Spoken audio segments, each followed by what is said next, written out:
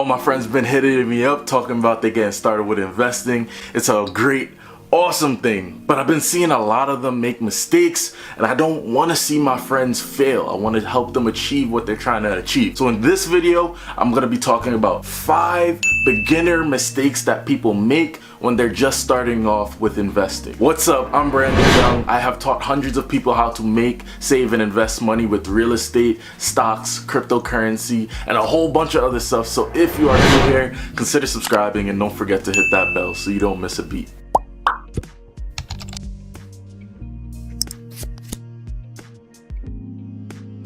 So we're not going to waste any more time. We're going to get right into it. The first one that we have on this list is not repaying back debt or starting an emergency fund before getting started with investing. Now, you want to have some basic financial principles set in place. You want to make sure you're able to pay off your bills, your debt. You have an emergency fund in place. And once you have those in place, you're able to pay those off or get them low. Then you want to be able to start hitting in that investing. A lot of people do it the other way. They start investing first, but they have their debts in place, they have high bills, they don't have any emergency funds in place. Listen, it's great to get started in investing, but you want to be able to put more money into investing rather than putting smaller amounts. So the quicker that you can pay off that debt or get your bills as low as possible is the more that you can invest and the more that you can make your money work for you. Number 2 is investing all of your money. Now, there is this quote that it says, do not invest anything that you're not willing to lose. And I see a lot of people, especially a lot of my friends, that they're getting into the game, they're looking at investments and they're taking whatever savings that they have, they're putting it into one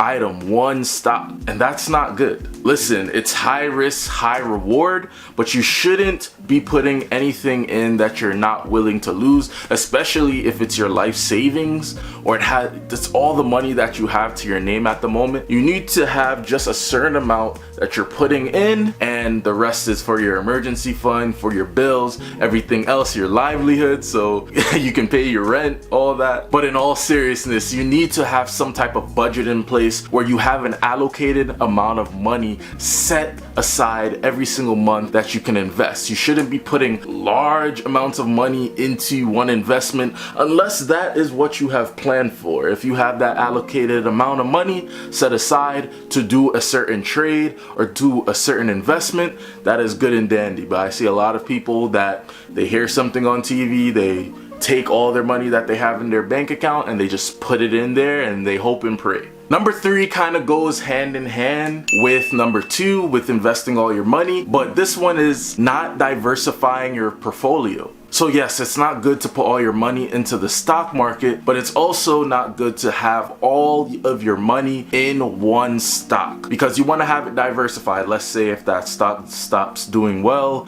and it doesn't do so well, you're just going to lose a large amount of money because all of your money is invested in that one instrument. But when you have your money spread out throughout portfolios, different instruments, stocks, bonds, ETFs, all that, you kind of minimize your risk because you have it spread out instead of in one thing. Number 4 is gonna be the one that I've seen the most of with all these talks of like Dogecoin and AMC and GameStop. And this is going to be not doing enough research or investing based off of what people are saying or what news is saying. And I'm probably gonna get a lot of clapback for this, but I honestly don't care. I wanna make sure that you're investing for the right reasons and you know what you're investing in. But I've started to see a lot of people investing based off of what other people say or what other people are investing in, but they don't know actually what is going on with that actual company. They don't even know what the actual company is. I asked somebody what GME is and they didn't even know what it was, but they were putting their money into it. Like, things like that is what gets me upset. You need to know exactly what you're investing in. You need to know why the price is going up or why it's doing what it's doing. What does the company sell? You need to do your research